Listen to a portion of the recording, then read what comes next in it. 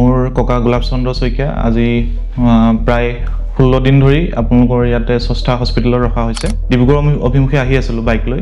এতিয়া ভণ্টিয়ে ফোন কৰি কয় যে আমাৰ ককা ভাগৰ মাতবোল ভালকৈ কৰিব পৰা নাই, উঠিব পৰা নাই। লখিমপুৰ মেডিকেল কলেজলৈ লৈ আনো তেখেতক। চিটি স্কেন কৰাৰ পাছত গম পোৱা যায় যে তেখেতৰ প্ৰেছাৰ ষ্ট্ৰক হৈছে লেফ্ট চাইডে। তাতে আমাক ৰিকমেণ্ড কৰিলে যে স্ৰষ্টা হস্পিটেললৈ লৈ যাবলৈ। তাৰপিছত তেতিয়া পটুছপল পাল ছাৰৰ কথা ক'লে। ছাৰে চিটি স্কেন ৰিপৰ্ট চালে। চিটি স্কেন ৰিপৰ্ট চাই ক'লে যে বিশেষ বেছি মেজৰ নহয়, হয়তো মেডিচিনতো ঠিক হৈ যাব পাৰে, বাকী আমি পাছত আপোনালোকক জনাম। বিশেষ ইম্প্ৰুভমেণ্ট অহা নাই, ব্লিডিং এতিয়াও ৰখা নাই, ব্লিডিং হৈ আছে। সেইকাৰণে আমি ছাৰে ক'লে যে অপাৰেশ্যনটো কৰিব লাগিব।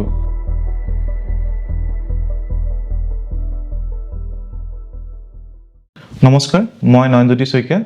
মোৰ ঘৰ লখিমপুৰ লালুক, গাঁও মেনেহা। মোৰ ককা গোলাপ চন্দ্ৰ শইকীয়া আজি প্ৰায় 16 দিন ধৰি আপোনালোকৰ ইয়াতে স্ৰষ্টা হস্পিটেলত ৰখা হৈছে।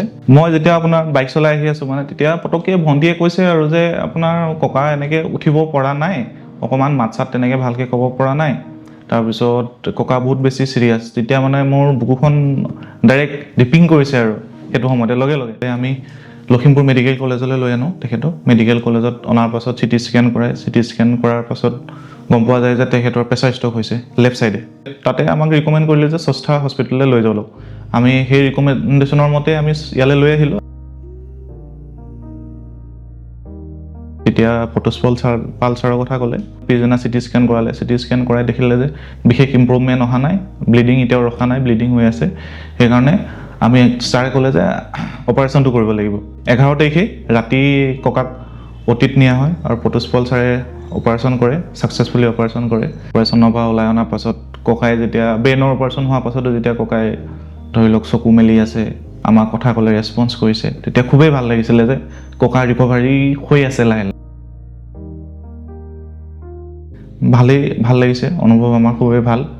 বাকী ছাৰেও পটুছপল পাল ছাৰেও আমাক যথেষ্টখিনি কৰিছে আৰু যিমানখিনি তেখেতৰ ফালৰ পৰা ভালেই কৰিছে বুলি ভাবিছোঁ আমি। আৰু হস্পিটেলত থকা ষ্টাফসকলেও ধন্যবাদ জনালোঁ, যোনসকলে আমাৰ ককা প্ৰতিপালন কৰিলে, চোৱা চিতা কৰিলে, তেখেতসকলেও ধন্যবাদ।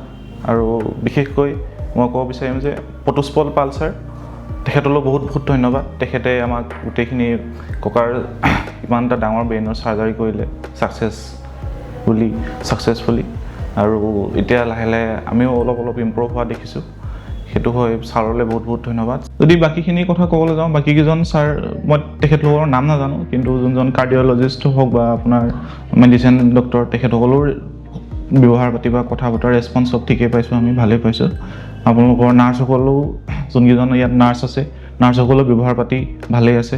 তেখেতলোকলৈও বহুত ধুনীয়াকৈ চাই মেলি দিছে বুলি ভাবিছোঁ আৰু কথা বতৰাবিলাকো ভাল পাইছোঁ। শেষত মই স্ৰষ্টা হস্পিটেলৰ সকলো কৰ্মীক ধন্যবাদ জ্ঞাপন কৰিছোঁ। ইমান দিনে আমাক ছাৰ্ভ কৰিলে আপোনালোকে, ককাৰ প্ৰতিপালন কৰিলে, ককাক যিমান দূৰ পাৰে সিমান দূৰ আপোনালোকে ট্ৰিটমেণ্ট কৰিলে, তাৰ বাবে স্ৰষ্টা হস্পিটেলক বহুত বহুত ধন্যবাদ। আৰু বিশেষকৈ পটুছপল পাল ছাৰলৈ ধন্যবাদ জ্ঞাপন কৰিলোঁ।